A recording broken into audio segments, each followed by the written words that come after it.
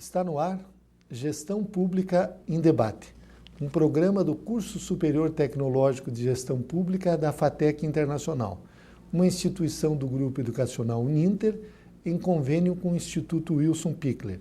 Este programa ele complementa a formação dos nossos alunos de gestão pública nas modalidades presencial e à distância.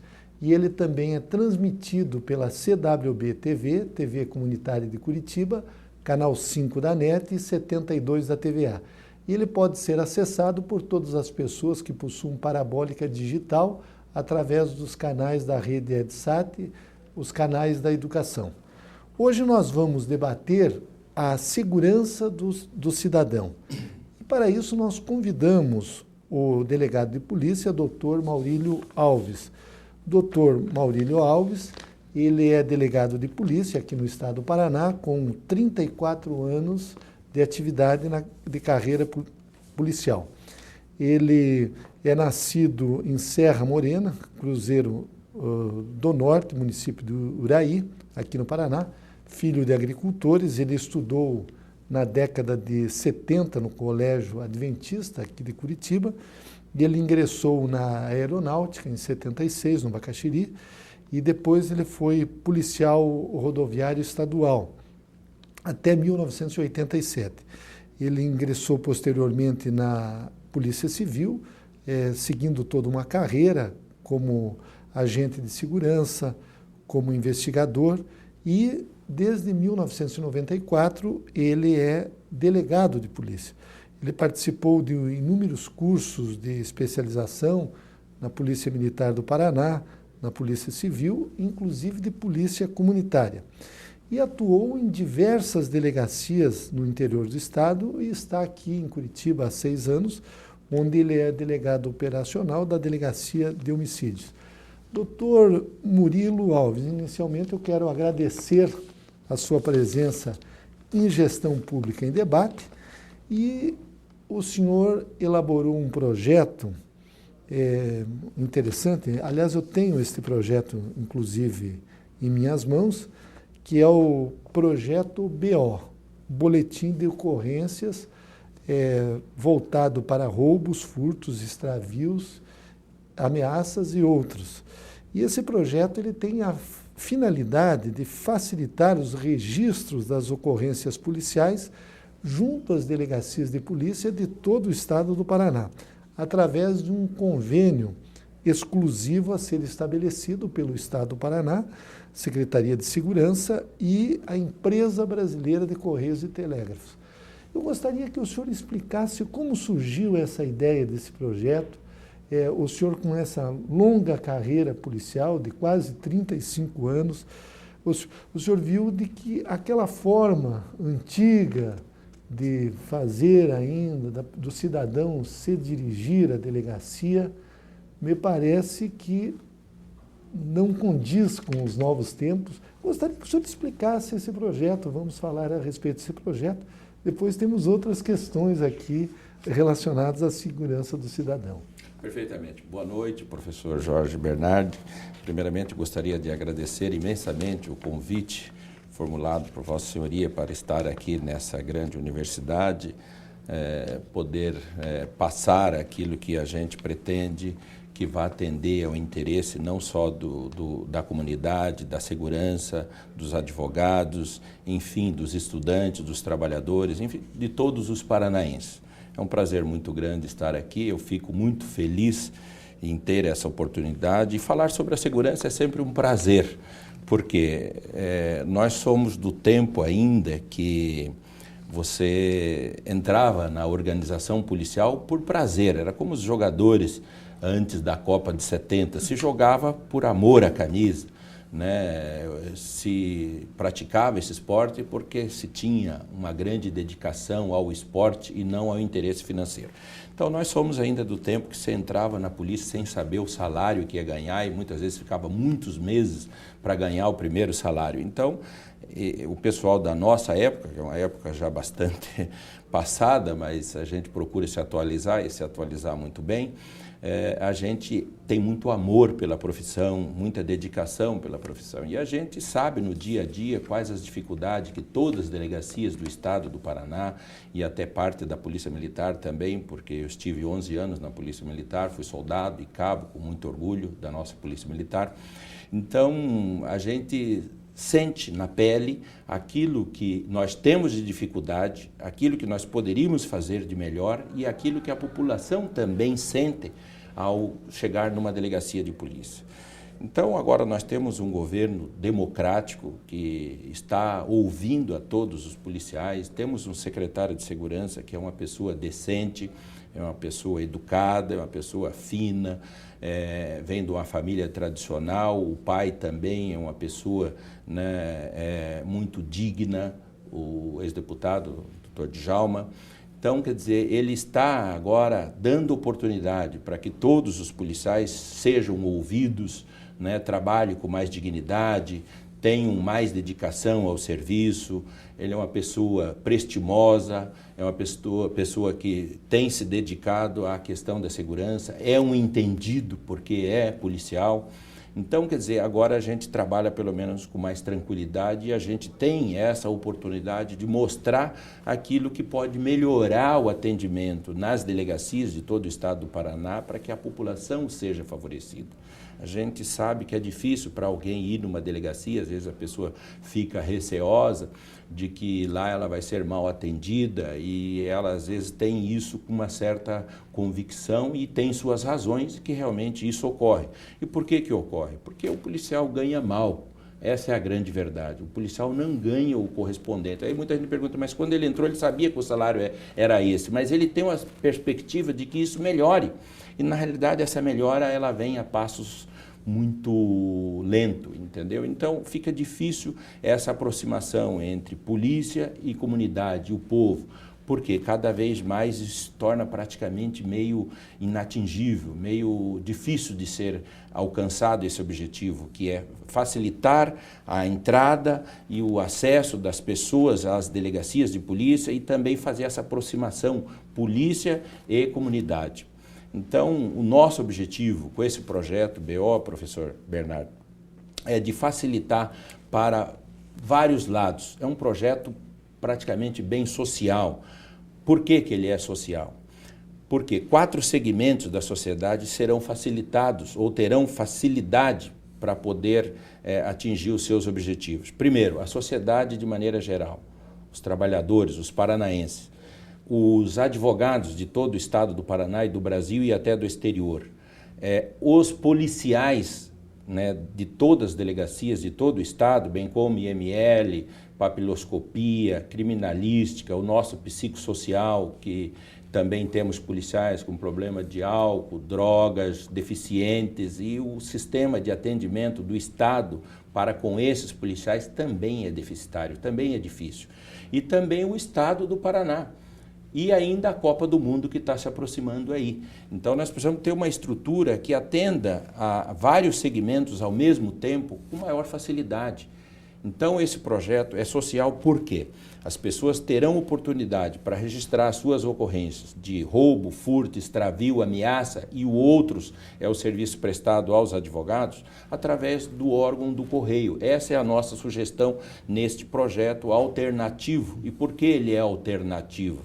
Porque aqueles que não quiserem ir no Correio para fazer esse registro poderão dirigir-se a qualquer delegacia de polícia em todo o estado do Paraná para registrar as suas ocorrências de forma inteiramente gratuita. Quer dizer, as pessoas poderão usufruir ainda desse sistema que nós temos, né, que elas poderão registrar essas ocorrências nas delegacias inteiramente gratuitas. Mas se elas resolverem terem um atendimento que será de melhor qualidade, de melhor satisfação para ela mesma, um atendimento praticamente exclusivo, num terminal exclusivo, ela poderá se sentir bem melhor e vai fazer esse registro de maneira bem mais tranquila, de maneira bem mais transparente e com maior profundidade. Mas esse serviço será oneroso, né? Nós estamos sugerindo que seja em torno dos R$20 aproximadamente, independente do serviço do Correio. Por quê? Esses valores não serão depositados em conta do Estado do Paraná. Esses valores serão distribuídos de maneira igualitária para todas as delegacias do Estado do Paraná, bem como o ML, papiloscopia, o psicossocial, a criminalística e ainda o fundo de reserva da Secretaria de Segurança. Então, o projeto ele é para atender, né, a população, aos advogados e também às delegacias. Então, você que preferir ir no correio e pagar para registrar a sua ocorrência, você me diria, poxa, mas eu já pago tantos impostos e tantas coisas, pedágio, uma série de coisas e tal, tudo a gente paga. Mas só que esse dinheiro você vai estar contribuindo para que aquela delegacia do seu bairro tenha um melhor atendimento para aqueles que ainda não puderem pagar esse valor ou que não desejarem pagar esse valor, para que eles, ao se dirigirem à delegacia, sejam melhores atendidos. Por quê? Se a delegacia vai estar livre dessa quantidade de pessoas que estão acessando as delegacias para registrar suas ocorrências, ela terá maior disponibilidade de funcionários para atender aqueles que vão na delegacia, até os advogados também. Então, quer dizer, vai ter uma estrutura muito mais tranquila para atender aqueles que forem na delegacia. E se você não for no correio, você vai estar contribuindo com aquele valor e sabendo que aquele dinheiro vai para a delegacia do seu bairro para consertar um toner, uma bateria de uma viatura, um rolamento, uma pastilha de freio ou qualquer outra parte de hidráulico, de elétrico, ou um preso que ao fugir da delegacia faz aqueles buracos, né, o queijo suíço, daí a polícia tem que tampar aquilo rapidamente, imediatamente. As ações da polícia é para ontem. Então nós precisamos ter recursos financeiros para que a delegacia possa dar um melhor atendimento de qualidade para a população. Doutor Maurílio, o senhor parece que até já entrou em contato com o Correio. Eu tenho aqui uma correspondência datada de 2 de maio, em que a direção dos Correios aqui no Paraná dizem da total viabilidade desse seu projeto. Eu gostaria que o senhor explicasse, então, a pessoa vai na delegacia, no Correio, e ela mesmo registra a sua queixa num formulário. Como é que seria esse procedimento? Perfeitamente. Eu entrei em contato pessoalmente com o diretor do Correio, o Dr. Ângelo, e o Pedro, que são da parte comercial dos Correios, né, para que eles examinassem esse projeto com profundidade e me informassem de maneira formal se haveria possibilidade, o Correio, com toda a estrutura que tem em todos os municípios do estado do Paraná, atender esse tipo de serviço, uma vez que o Estado, o governo, fizesse esse convênio para que o Correio executasse esse serviço. Então está aí a informação, o Correio informou que é plenamente viável, executável esse projeto pelos Correios, é uma entidade de conceituação elevadíssima, né? A população gosta dos serviços do Correio de maneira geral em todo o Brasil, é o único órgão que presta esse tipo de serviço à comunidade que tem fé pública, e eles informaram que a estrutura do Correio dá para atender esse sistema de registro de ocorrências perfeitamente bem, inclusive para o evento da Copa do Mundo, onde nós teremos aqui vários estrangeiros falando várias línguas, que vai ser difícil para a Polícia Civil atender esse contingente de pessoas, e essas pessoas certamente serão visadas por malfeitores, ladrões e uma série de coisas, ou até mesmo poderão se perder, cair num lugar um pouco mais desprotegido da polícia e sofrer algum problema de ordem policial. Então essas pessoas terão a facilidade pelo próprio órgão do Correio, que vai poder fazer esse registro na língua do próprio cidadão, para que ele não tenha problema de comunicação de maneira rápida, para não perder tempo. Ou um cidadão estrangeiro que está para pegar um avião, o voo dele está marcado e ele não pode embarcar porque perdeu o passaporte ou foi furtado, alguma coisa assim. Então toda essa estrutura está montada de forma que os Correios atendam nos lugares essenciais, na Rua 24 Horas, na rodoferroviária e também no aeroporto durante o horário em que ele estiver aberto. Justamente para quê? Para que não dificulte, para que essas pessoas saiam com uma boa impressão aqui do nosso país, do nosso estado. E a pessoa muitas vezes perde horas numa delegacia, e aí ela teria inúmeras opções de agências de correio, principalmente nas grandes cidades, para ir lá e formalizar a sua queixa. Seria mais ou menos isso. Perfeitamente. O Correio nos informou aqui que só em Curitiba, no município de Curitiba, existe 70 postos de atendimento do Correio distribuído em vários bairros. Somados aos 13 distritos que a Polícia Civil tem hoje, seriam 83 lugares em que as pessoas poderiam registrar suas ocorrências. Então, se criaria uma facilidade para que essas pessoas pudessem se dirigir ou tanto ao órgão policial ou aos Correios para registrar suas ocorrências. Então, você faz uma facilidade para que a população tenha um acesso rápido a registrar suas ocorrências das maneiras mais diversas. Furto de veículo, ameaça, roubo, furto, extravio, entendeu? Se cria uma facilidade muito grande para a população fazer esses registros. Dr. Maurílio Alves, nós temos alunos em várias cidades do Brasil, muitos são policiais e provavelmente eles estão interessados nesse seu projeto. Evidentemente que o senhor fez um projeto para o estado do Paraná, já que o senhor é um delegado de polícia aqui do nosso estado.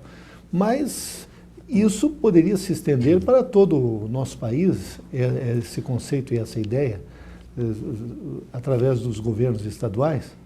Veja bem, professor, a nossa intenção é que o Estado não copie o que a maioria dos estados está fazendo, que é esse boletim virtual, onde cada pessoa poderá se dirigir a qualquer cabine ou até mesmo usando do seu terminal de computador e fazer esse registro. Então, é um documento público, né, que vai ser utilizado, né, com o timbre do governo do estado, da Secretaria de Segurança, que ele vai utilizar, sabe lá Deus de que forma, aonde, de que jeito. Então, quer dizer, é uma temeridade a gente abrir esse espaço, essa condição, para que todos tenham a oportunidade de fazer isso, né? Não importa o tipo de registro que ele vai fazer, se é um registro restrito à ameaça ou extravio de documento, mesmo assim causa uma série de transtorno a terceiros. Há essa possibilidade, porque nós temos aí estelionatários que são experts, né, nessa parte de informática e vão se utilizar muito disso. Então, esse sistema, o funcionário do Correio vai ter um treinamento específico pela Escola Superior da Polícia Civil, entendeu? Para que ele possa atender cada cidadão que chegar aos postos do Correio, ele dizendo, informando o que ocorreu com ele, o funcionário já vai saber o enquadramento, se é roubo, se é furto, se é extravio, se é ameaça. Então, o funcionário vai ter esse treinamento específico para transformar aquela ocorrência sua num histórico sucinto, mas entendível, para que o delegado, ao receber esse boletim na delegacia, ele possa compreender aquilo que a vítima quis transmitir através desse boletim. E, ao mesmo tempo, professor, diga-se de passagem, é muito importante, no projeto inicial não está previsto isso, nesse aí não foi colocado, mas para que esse sistema funcione da seguinte forma: toda vez que você for registrar o boletim nos Correios, esse boletim vai sair com a sua foto estampada no canto superior direito ou esquerdo do boletim, para que ele saia um boletim personalizado. Então, aonde você for apresentar esse boletim de ocorrência, ele vai seguir com a sua foto. Porque hoje já a maioria de todos os lugares aonde você vai ter um acesso, você já deixa lá a sua foto no caixa eletrônico de qualquer banco, toda vez que você vai fazer uma movimentação, fica lá registrada a sua foto, e por que não o boletim? Então, o boletim de ocorrência ele vai passar a ter muito mais credibilidade, até mesmo das delegacias, porque ele não vem com a foto do cidadão que está registrando essa ocorrência.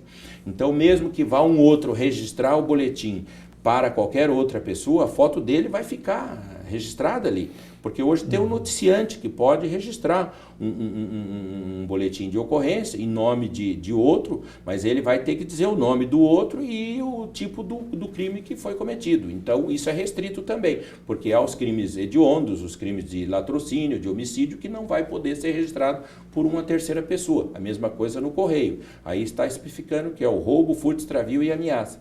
Mas toda vez que a pessoa for registrar, vai sair a foto dele no boletim. O senhor fez uma crítica um pouco velada em relação a esses boletins eletrônicos que alguns estados adotam. Eles acabam gerando alguns problemas para a própria polícia. Eu gostaria até que o senhor citasse isso.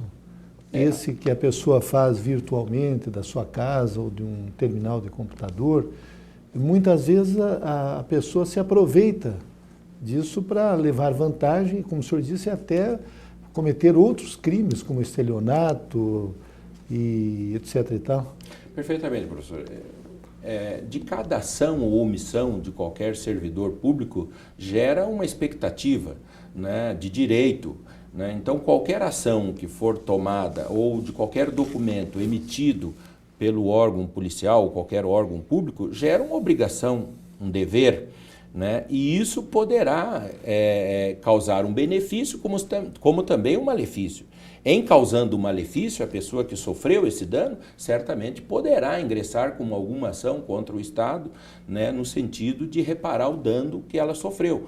Né? Porque se ela se baseou em um documento oficial ou com o timbre do governo do Estado e da Secretaria de Segurança e ela foi ludibriada, ela poderá entrar com uma ação regressiva contra o Estado para que ela seja ressarcida. Então, nossa preocupação é cercear esses mecanismos que os malandros, os estelionatários e outros utilizam, que é o meio da internet, para que eles não tenham essa facilidade. Porque de que forma? Se ele passou um cartão ou um talão de cheque ou qualquer outro documento no comércio, né, ele mesmo fez isso, ao ele registrar a ocorrência, aonde ele for apresentar para o cartão de crédito ou na delegacia, vai sair com a foto dele. Ele não vai conseguir se safar dessa situação. E o próprio sistema vai checar as informações do nome, o RG, com o Instituto de Identificação, para ver se bate. Se não bater, o funcionário vai dizer, olha, infelizmente, senhor, não está coincidindo aqui os seus dados, o senhor vai ter que se dirigir a uma delegacia de polícia para fazer o seu registro. Aqui não está sendo possível. Né? Como também aqueles que terão mandado de prisão em aberto também serão identificados e o funcionário do Correio vai de forma discreta acionar a delegacia mais próxima para que venha ali e detenha aquela pessoa que está está apontando no sistema que ele tem mandado de prisão em aberto. Então, quer dizer, é um sistema bastante seguro, eficiente, fácil, porque qualquer um poderá lá, até mesmo a pessoa analfabeta poderá ter esse sistema, porque é o funcionário que vai atendê-lo, né, com bastante dedicação, com bastante carinho, um lugar apropriado para isso, uma cabine praticamente específica para isso. Então, a pessoa terá tranquilidade e saberá que ela vai ser bem atendida neste lugar. Nós estamos entrevistando o Dr. Maurílio Alves, ele que é delegado de polícia aqui no estado do Paraná, e ele apresentou este projeto do boletim de ocorrência através dos Correios, mas o senhor atua em outras áreas. Uma das suas preocupações diz respeito aos policiais, a Coperspar, que envolvendo os policiais aposentados, nós sabemos que depois que o policial se aposenta, ele sempre tem algumas dificuldades na vida, etc. Então, como é que o senhor atua nessa área, o senhor já se preocupando com os seus colegas, o senhor que já tem muitos anos de experiência policial? Gostaria de que falasse um pouco a respeito desse projeto também, doutor Maurílio. Perfeitamente. Só me permita, professor, eu queria voltar um pouquinho ainda no projeto BO, né, do Boletim de Ocorrência, porque a segunda parte dele se refere aos advogados. Ah, pois todos os advogados, o senhor exatamente. Todos os advogados do Brasil, principalmente do Paraná, poderão fazer todas as solicitações dos inquéritos policiais. Tudo que for a nível de inquérito policial, o advogado poderá acessar o sistema do Correio, ele poderá requisitar cópia, enviar representações, certidões, documentações, pedido de apresentação de algum cliente para ser ouvido em delegacia, enfim, qualquer documentação que o advogado precisar a nível de inquérito policial, ele poderá acessar o sistema do Correio e vai fazer isso de forma dupla. Então, digamos, se o advogado quer uma cópia de um inquérito policial de Foz do Iguaçu, do qual ele já é procurador, se não for, ele vai escanear a procuração e passar junto com o pedido que ele está se tornando procurador daquele inquérito, daquele cliente, ele vai solicitar isso de duas formas, forma urgente e não urgente, a forma normal. Então, a delegacia vai acessar esse sistema, vai providenciar a cópia, o Correio vai até a delegacia, pega a cópia daquele inquérito, ele solicitou de forma urgente, então vai pelo SEDEX Lojas 10, que é o sistema mais rápido do correio, vai diretamente no escritório dele, onde ele vai poder ter em mãos essa documentação de forma rápida. Ali seria para qualquer tipo de crime, então? É o trabalho do advogado? Não importa o tipo de crime. Tudo que for inquérito policial, seja de furto, roubo, extravio, homicídio, tudo que for a nível de inquérito policial, que os advogados estão intimamente ligados a essa situação, ele poderá fazer esse requerimento através também dos Correios, sem sair do seu escritório. Então ele faz o requerimento pelos Correios e os Correios providenciam essa documentação que ele está solicitando, tanto para levar ou para buscar, e entrega no escritório dele, e aí ele faz o pagamento referente àquilo que o Correio vai cobrar para fazer esse atendimento e também aquilo que for correspondente ao serviço da Delegacia de Polícia. Então, quer dizer, o advogado vai ser uma peça fundamental nessa contribuição social e também ele vai ser muito beneficiado, porque ele não vai precisar subestabelecer aquela causa que ele tem, restrita a ele, para um outro advogado de qualquer parte do estado do Paraná, para que esse advogado faça esse requerimento para ele naquela delegacia daquilo que ele está solicitando. Também não precisar se deslocar até aquela cidade, que daí o custo vai ser muito mais alto. Então, quer dizer, ele vai ser muito beneficiado porque os custos vão ser reduzidos e ele vai ser atendido de maneira muito mais rápida e eficiente. Então, nós entrevistamos em Gestão Pública em Debate o Dr. Maurílio Alves, ele que é delegado de polícia.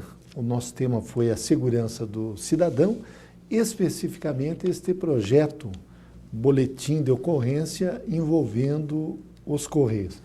Doutor Maurílio, nós queremos agradecer muito a sua presença em Gestão Pública em Debate e não temos dúvidas nenhuma de que o senhor contribuiu muito para a formação dos nossos alunos. Muito obrigado. Um abraço, professor. Foi um prazer aí.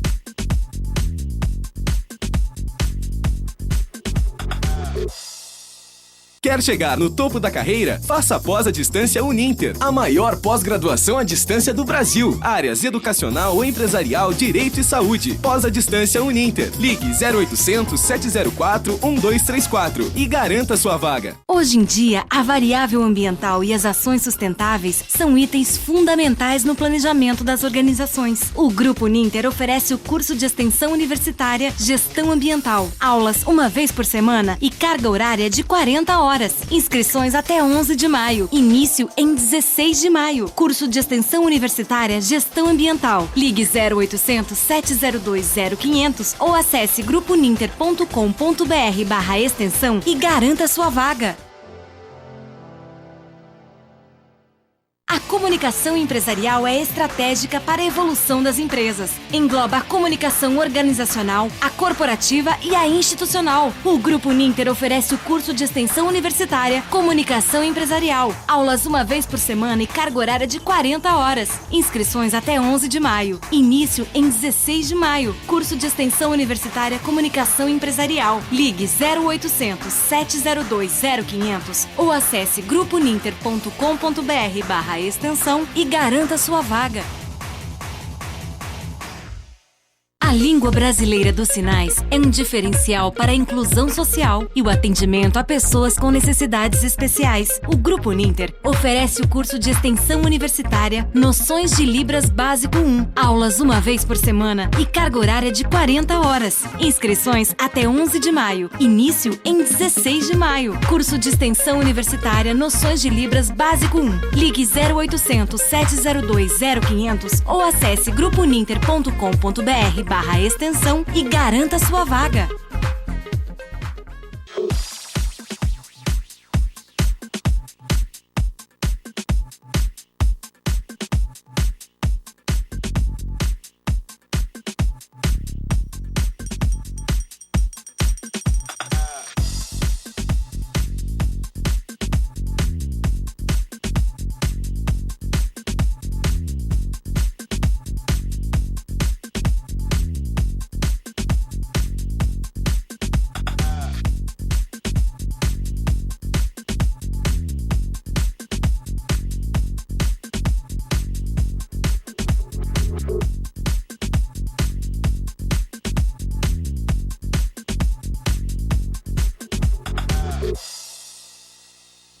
retornamos com Gestão Pública em Debate, um programa do Curso Superior Tecnológico de Gestão Pública da FATEC Internacional, uma instituição do Grupo Educacional Uninter, em convênio com o Instituto Wilson Pickler.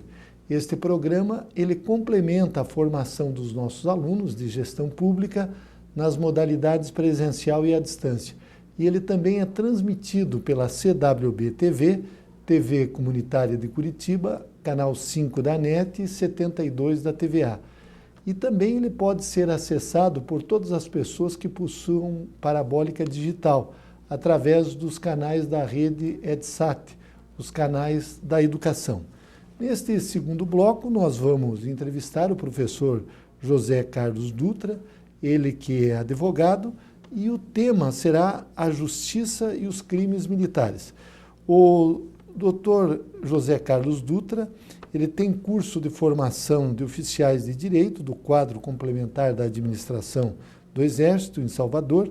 Ele tem curso de aperfeiçoamento da Escola de Aperfeiçoamento dos Oficiais em Ciências Militares, no Rio de Janeiro.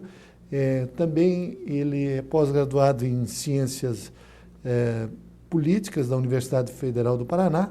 Ele é licenciado em Geografia e em Direito. E também ele foi condecorado com a Medalha de Prata, Medalha Militar de Prata, Medalha Militar de Ouro, Medalha de Ordem do Mérito Militar Público-Militar, do Ministério Público Militar, a Medalha do Pacificador e a Medalha Corpo de Tropa. Doutor Dutra, nós queremos agradecer muito a sua presença em Gestão Pública em Debate. Nós temos muitos alunos em todo o Brasil que são militares ou policiais militares ou mesmo do Exército e de outros órgãos das Forças Armadas e muitos policiais civis também. Eu gostaria que o senhor nos dissesse, explicasse como funciona a justiça militar e os crimes militares, porque há crimes que apenas os militares podem praticar. Então, o senhor, por favor, gostaria que o senhor explicasse aos nossos alunos como funciona esse mecanismo, essa justiça especializada no nosso país, que é a justiça militar. É verdade. Em primeiro lugar, agradeço o convite, professor, de estar aqui. Para mim é um grande prazer. Se o senhor me permite, um pouco antes de responder a sua pergunta especificamente, eu queria fazer uma pequena introdução, certo, dizendo o seguinte, que o direito militar, infelizmente, ele é pouco conhecido no Brasil. Exatamente. Né? Ele é conhecido só por aquelas pessoas que, de uma maneira ou de outra, né, precisam dele ou estão ligados a ele profissionalmente. Então, hoje, quando nós falamos de direito militar, na verdade, nós temos uma gama enorme, né, de assuntos que são tratados dentro deste campo específico que eu chamo de direito militar e que ele pode ser decomposto em direito penal militar, direito processual penal militar, direito administrativo militar, direito disciplinar militar, direito previdenciário militar e, modernamente, inclui-se também aí nesse rol o chamado direito internacional dos conflitos armados. Então veja que quando se fala em direito militar, a primeira coisa que vem à mente é a justiça militar, o processo, exato, o crime militar, né? Mas na verdade, veja que ele é muito mais amplo, né? E ele abrange, então, aí, quer dizer assim, uma série de conhecimentos, né, dentro do que nós podemos chamar de direito público. Voltando à sua questão especificamente, então, falando de justiça militar. A justiça militar, para que tenhamos uma ideia, é o ramo da justiça mais antigo do Brasil. Ele foi plantado aqui no Brasil no dia 1º de abril, não é mentira, é verdade, 1º de abril de 1808, por um alvará de D. João VI. Então ele criou ali o Conselho Superior Militar e de Justiça. Né? E aí, esse conselho, todo o tempo do Império, né, ele permaneceu. Com o advento da República, né, ele adquiriu o status de Supremo Tribunal Militar. Então já o status de um tribunal superior. Em 1934, então, com a Constituição de 1934, ele passou a integrar o Poder Judiciário. Né, e até hoje integra o Poder Judiciário da União. E há uma carreira própria de juízes militares e de desembargadores e de ministros? Exatamente. Então, também tem essa ideia. A justiça militar, tem-se a ideia de que é só formado por militares. Não. A Justiça Militar, ela tem um sistema muito interessante, que vem desde a sua origem, né, chamado sistema de escabinato. Né? O que é sistema de escabinato? É um sistema em que os processos são julgados por juízes togados, portanto, de carreira, né? E por juízes leigos, ou seja, militares mesmo. Né? Então, quer dizer, é uma oportunidade de que o militar é julgado pelos seus próprios pares. Né? Então, nós temos É um colegiado? Um colegiado, exatamente. Então, mais ou menos assim, para que possamos entender, é mais ou menos o que ocorre no tribunal do júri, guardadas aí as devidas, né, diferenças conceituais que existem. Então, nós temos ali, o juiz singular, na verdade, no processo penal militar, ele tem pouca competência.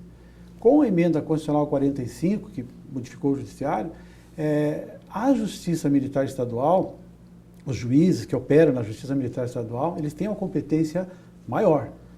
Já podemos abordar isso mais à frente. Mas na Justiça Militar da União, pouco juiz singular pode fazer. Porque sempre as decisões, os julgamentos, os processos são conduzidos por esse colegiado. Um juiz togado, mais 4 oficiais. Né? E olha que interessante, a presidência desse colegiado, inclusive, não é do juiz togado. Ah, não é? É do oficial mais antigo que está naquele conselho. Né? E ali, esse conselho tem dois tipos de conselho, vamos dizer assim. Um chamado conselho especial, que julga somente os oficiais. Esse conselho, ele é sorteado para cada processo um conselho. E temos o conselho dito permanente, que na verdade não é muito permanente, ele é sorteado e atua por trimestres. Esse conselho processa e julga quem? As praças, né, e os civis, que podem cometer crime militar.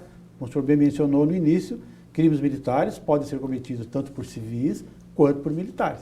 Né? Professor Dutra, o senhor falou da Justiça Militar, tem uma Justiça Militar Federal e também os estados têm a sua Justiça Militar? Exatamente. Gostaria que o senhor explicasse como funciona. Isso.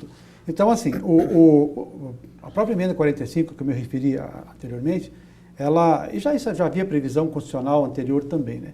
Mas, especificamente em relação à emenda 45, ela autoriza os estados, então, a criar a sua justiça militar. Hoje chama-se juizado militar, o juízo militar, melhor dizendo. Né?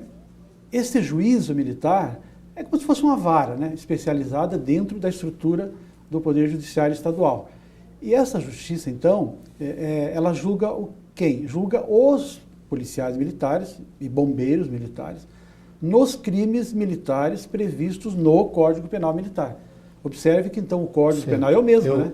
Tanto para os militares federais quanto para os militares estaduais. Hoje, pela emenda 45, o juiz singular na Justiça Militar Estadual, ele tem uma competência maior. Por quê? Ele vai julgar quem? Os policiais militares nos crimes que eles cometerem contra outros policiais militares. Né? E vai julgar também aquelas ações relativas aos processos disciplinares, coisa que nos militares federais não é competência da Justiça Militar da União. Então, aí, inclusive, há até um projeto tramitando no Congresso para que se atribua esta competência à Justiça Militar Federal também para conhecer e julgar esses processos disciplinares, que hoje, na esfera federal, são julgados pela Justiça Federal Comum. Né? Professor Dutra, nós temos a nível federal, temos o Exército, a Marinha, a Aeronáutica, que são militares, e temos as polícias rodoviária militar e, me parece, a ferroviária também. Pelo menos é previsto. As polícias rodoviária e ferroviária, elas são também julgadas pela Justiça Militar ou não? Não. Nesse caso, não. Só os militares da Marinha, Exército e Aeronáutica, né? Aqueles lá do artigo 142 da Constituição. Certo. Os demais, tanto Polícia Federal, a Polícia Rodoviária Federal, a Polícia Ferroviária, que ainda há uma previsão lá na Constituição, eles não são... Eles não são considerados militares. Exatamente. Então, eles entram, os crimes que eles possam cometer são crimes comuns, né? Portanto, de competência da Justiça Criminal Estadual ou, eventualmente, Justiça Federal Comum também. Né? Eu gostaria que o senhor fizesse uma diferenciação entre os crimes comuns, que muitas vezes a gente observa que o determinado policial, ele, numa ação, ele acabou matando alguém e ele vai responder pelo tribunal do júri e não pelo Código Penal Militar. Onde que está essa diferença? Como se enquadra uma pessoa que é um militar e comete um crime que pode ser um crime militar e também pode ser um crime comum e aí ser julgado pela justiça comum? Interessante a sua pergunta, professor, porque assim, hoje nós temos dentro da competência dessa justiça militar estadual, que ela julga então aqueles crimes praticados por policiais militares e por bombeiros, o próprio dispositivo, é o artigo 124, parágrafo 4º da Constituição, se eu não estou enganado, ele faz uma ressalva, que essa justiça julga sim os policiais militares, todavia preserva a competência do tribunal do júri para aqueles crimes cometidos por policiais militares contra civis. Então perceba que se um policial militar cometer um crime contra um civil, né, se ele for doloso contra a vida, evidentemente, né, ele vai para a competência do tribunal do júri. Porque, qual é a regra geral? Todos os crimes dolosos contra a vida são da competência do tribunal do júri. Então ele não é julgado lá pelos seus pares, ele sai dali e é julgado no tribunal do júri. Mas mesmo que ele esteja numa operação legal, tentando, digamos assim, vamos imaginar que ele está agindo, claro, que aí é um argumento de defesa, em legítima defesa, nesse caso, também vai para o... Primeiro, claro, que sempre haverá vamos dizer assim, um juízo ali de admissibilidade ou de verificação dessa competência. Sim. Se verificar, claro, temos que entender que quando chega no julgamento já houve um inquérito, houve toda uma apuração, né? Se considerar que esse crime foi doloso, então a competência é o tribunal do júri. Sempre? Sempre. O crime doloso quer dizer... sempre, né? Aquele que o agente teve a intenção de produzir o resultado, né? Claro, está na operação militar, então poderia ser aí uma chamada excludente de culpa lá, dizer, agiu no exercício regular do direito, por exemplo, né? Então, não seria. Mas sempre que existirem ali, que se enquadre esse crime como doloso, ele vai para o tribunal do júri. Eu gostaria que o senhor citasse alguns crimes que são próprios dos militares, só para que os nossos alunos possam entender. Muito bem. Então nós temos aí uma grande divisão que a própria doutrina faz dos crimes militares entre crimes propriamente militares e crimes impropriamente militares. Quais são os crimes impropriamente militares? Aqueles que são previstos tanto no Código Penal comum, Código Penal brasileiro, quanto no Código Penal militar. E aí as penas são quase sempre as mesmas, uma tendência do Código Penal militar é sempre apenar uma pena um pouco mais grave. Né, mais grave? Mais grave. Normalmente tem a ideia, não, a justiça corporativista não é, pelo contrário, as penas quase sempre são mais severas. E alguns benefícios que se tem na legislação penal comum não se tem lá na legislação penal militar. Mas um exemplo de crime propriamente militar é um crime de deserção, por exemplo, né, que só pode ser praticado por militar. Um outro exemplo, insubordinação, né, desrespeito ao superior, né? Isso em tempo de paz. Em tempo de guerra, e é interessante essa questão, em tempo de guerra, por exemplo, a chamada cobardia ou covardia, de se acovardar diante do inimigo. É um crime que é penado, inclusive, com pena de morte. É gravíssimo. Né? Pena de morte. Isso está previsto na legislação... no Código Penal Militar. Então, até uma ideia equivocada que as pessoas têm, não os estudiosos do direito, evidentemente, mas que as pessoas têm, que a sociedade tem, que no Brasil não há pena de morte. Em condições normais, isso é verdade. Claro. Mas está em vigor, e está lá no Código Penal Militar, que em tempo de guerra pode sim existir pena de morte. A própria Constituição ressalva isso, né? É o caso da deserção em tempo de guerra, dessa covardia, da delação, quer dizer, entregar segredos militares para o inimigo. Quer dizer, a pena é pena de morte. Né? E ali tem até todo né, o ritual, quer dizer, por fuzilamento, tem toda essa questão. Mas isso somente em caso de guerra. Né? O senhor falou digamos assim, do direito militar, falou do direito administrativo militar, mas o senhor falou também do direito internacional militar, no período de, digamos assim, de conflitos, de guerras. Eu gostaria que o senhor até abordasse um pouco mais esse aspecto. Isso, então é uma preocupação, assim, recente, né, dos diversos países, né, em procurar, se é que se pode dizer assim, dar um cunho humanitário aos conflitos, ou seja, se esses conflitos entre países, entre povos, são inevitáveis, que ele ocorra com o menor sofrimento possível, né, para principalmente os civis, né, que não tem, muitas vezes, são apenas vítimas, né, daquele conflito. Então criou-se aí o chamado Direito Internacional dos Conflitos Armados, popularmente chamado DICA, ou também o chamado Direito Humanitário. De que se ocupa esse direito? Ele se ocupa exatamente, parece um contrassenso até, das regras da guerra, se é que existem regras da guerra, mas enfim, prevê lá, uma curiosidade, por exemplo, diz lá, dentre uma das diversas convenções que nós temos lá, que não se pode, por exemplo, abater um paraquedista antes que ele toque o solo. Será que na guerra isso vai ser observado? Não sei, mas enfim, está previsto. Quer dizer, a questão de poupar vidas humanas, por exemplo, está lá previsto também. Quer dizer, o que se faz com feridos, com prisioneiros de guerra? Então são todos assim, um regramento, né, que os países devem observar, né, durante a guerra. Isso são convenções internacionais que o Brasil, muitas delas, é subscritor. Quase todas. O Brasil é signatário de quase todas. E principalmente esse direito internacional dos conflitos armados, ele teve assim, um crescimento muito grande, particularmente com aqueles acontecimentos que ocorreram ali na antiga Iugoslávia, particularmente, um caso bem que a imprensa noticiou, Slobodan Milosevic, né, que ele foi levado no Tribunal Penal Internacional. Que era o presidente sérvio, né? Sérvio, exatamente. Porque então já existia, os países a nível de ONU já tinham criado o chamado TPI, Tribunal Penal Internacional, através da chamada Carta de Roma. Só que na verdade ele foi efetivado em 2002, ele começou a operar. Então, e se discute muito isso, né, juridicamente, se esse tribunal não estaria invadindo a soberania dos países, quer dizer, até que ponto pode se pegar um criminoso aqui no Brasil, quer dizer, fechando os olhos para a soberania nacional e julgar nesse tribunal. Sim. Aí, a própria resolução que criou, a convenção, diz não, ele é um tribunal complementar. Se o Estado não tomar as providências, esse tribunal, então, tomará as providências. No caso de crimes de genocídio, crimes de guerra... Seriam os criminosos de guerra. Criminosos de guerra, né? Os chamados crimes contra a humanidade, enfim, né?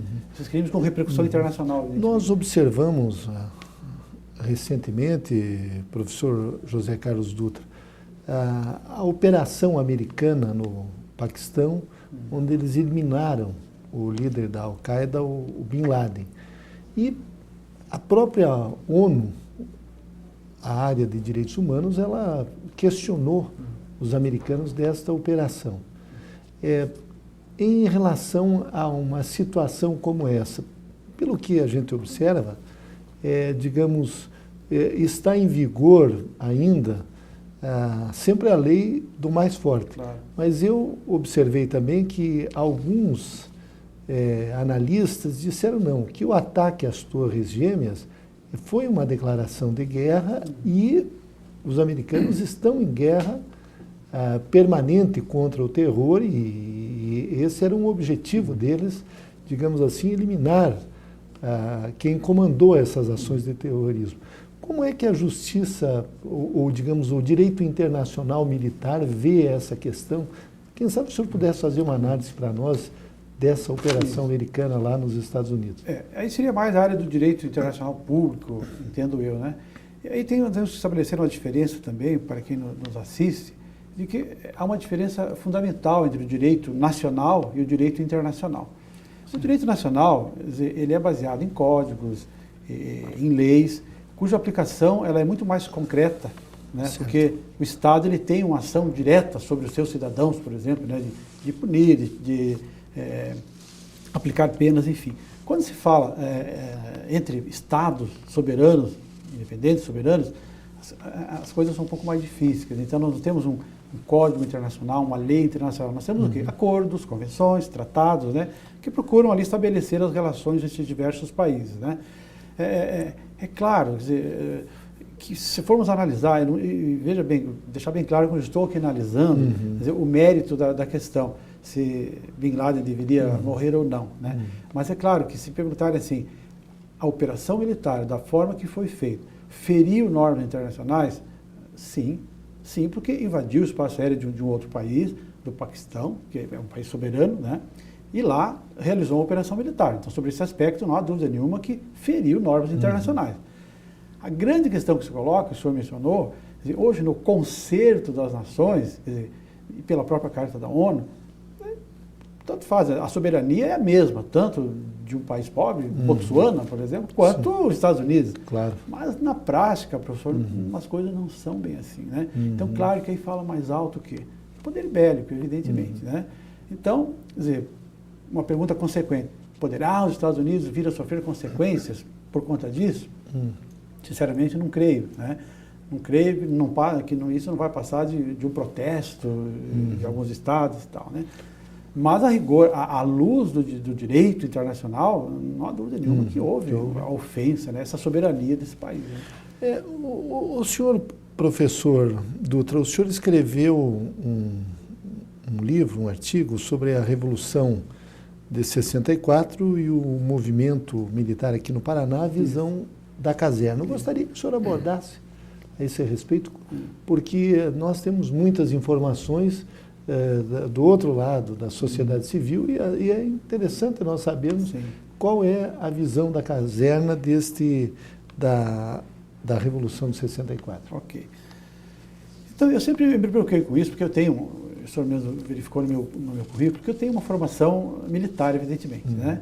Então, eu estudei isso, aprendi isso, vendo, claro, né, o lado, vamos dizer assim, da instituição, por mais que ela procura ser sempre isenta e imparcial, mas eu sempre pensava comigo, eu quero ver, quero ouvir, dizer, outro lado. Foi o que me levou, inclusive, né, a fazer esse curso de pós-graduação lá na Federal de Sociologia Política e Ciência Política.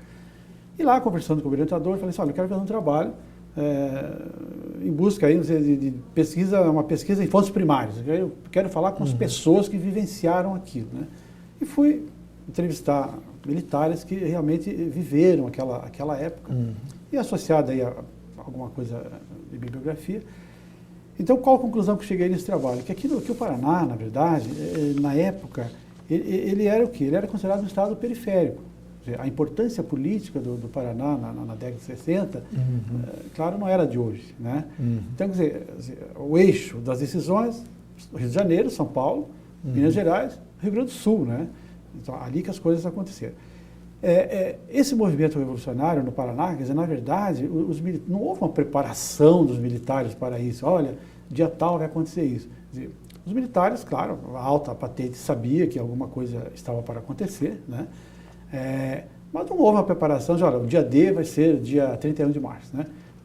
Foram tomados até alguns escalões aqui no Paraná de surpresa no dia 31, tanto é que estabeleceu ali uma certa desinformação nos quartéis, né? A cúpula militar do Paraná, ela não participou diretamente desse evento, né? Tanto é que o comandante militar aqui da região militar que comandava, né, e ainda hoje é assim a estrutura, os dois estados, ele estava gozando férias no Rio de Janeiro.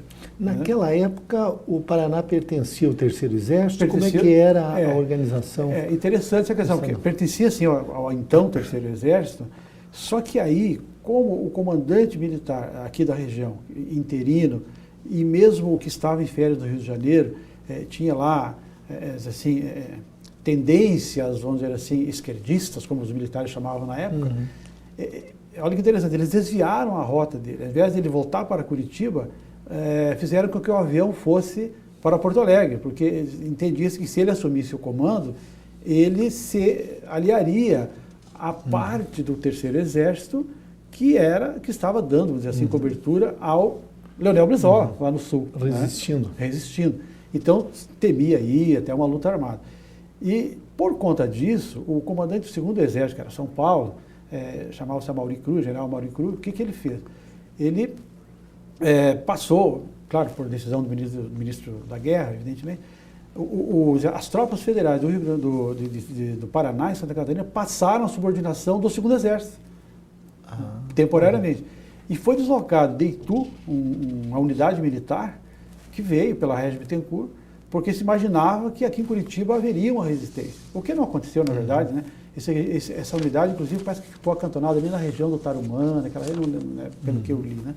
Mas não houve luta armada, evidentemente, né? Mas o Paraná, na verdade, ele era muito desmilitarizado na época. E hoje ainda, de certo modo, assim, se nós analisarmos essa faixa sudoeste para o oeste, por exemplo, e até o norte do Paraná, quer dizer, é uma área desmilitarizada. E isso era o grande temor, que aquela parte dissidente do Terceiro Exército subisse, né, pelo estado do Paraná, por essa região desmilitarizada, e houvesse um enfrentamento, então, com aquela parte do Exército de Minas Gerais, que iniciou, né, o chamado movimento militar. Só por curiosidade, que temos que pensar que nesta parte do Paraná, Gumercindo do Saraiva passou por ali em 1892, 93, né? A Revolução Federalista, Prestes passou por ali, o Coronel Cardim Osório passou por ali e foi combatido em Leônidas Marques, e ele tensionava praticar um atentado contra o Castelo Branco na inauguração da Ponte da Amizade, em Foz do Iguaçu. Então ele atacou um contingente militar ali na divisa Paraná-Santa Catarina. Isso logo depois da Logo depois, exatamente. Porque ele estava, dizem, homiziado, vamos dizer assim, no Uruguai. E aí não se sabe ao certo se por amando direto do Brizola, alguns dizem isso, mas eu não tenho prova nenhuma para dizer que foi. Ele então encetou essa operação, ele mais 2 ou 3 militares, seguiram por esse caminho, totalmente desmilitarizado, ali Francisco Beltrão, Leônidas Marques e tal, e ali ele foi combatido por uma companhia que era ainda de Apucarana, que foi para lá, que depois deu origem ao quartel de Francisco Beltrão, na verdade. Né? Então, resumindo aí a questão que o senhor me fez, o Paraná, a participação do Paraná, lembrar que o governador era o Ney Braga, e Ney Braga era militar, né? General? Claro que coronel, né? Claro que ele teve influência, tanto é que ele foi chamado de véspera, ele teve uma reunião lá com, acho que Magalhães Pinto, se não estou enganado, e na volta ele trouxe, inclusive, uma carta, né, do comandante militar lá de Belo Horizonte para o general daqui. Né, e até o que continha essa carta, pouco sabe, ninguém sabe, né? Se era o sinal para o movimento no dia seguinte ou não. A verdade é que no meu trabalho eu pesquisei e concluí que no dia 31, quer dizer, aconteceram várias reuniões de oficiais, quer dizer, ninguém sabia para que lado ia, quer dizer, qual era o lado certo, né? Quer dizer, o lado certo era o lado chamado da legalidade, do governo que estava ali, do Goulart, ou esse governo era ilegal e tinha que se aliar ao outro lado. Então, pelos militares que eu entrevistei o general Negrão, já falecido, entrevistei outros generais que na época eram capitães, majores, e eu percebi, né, nas colocações deles, que me pareceram muito sinceras, uma certa confusão, na verdade, qual era o lado a ser escolhido, né?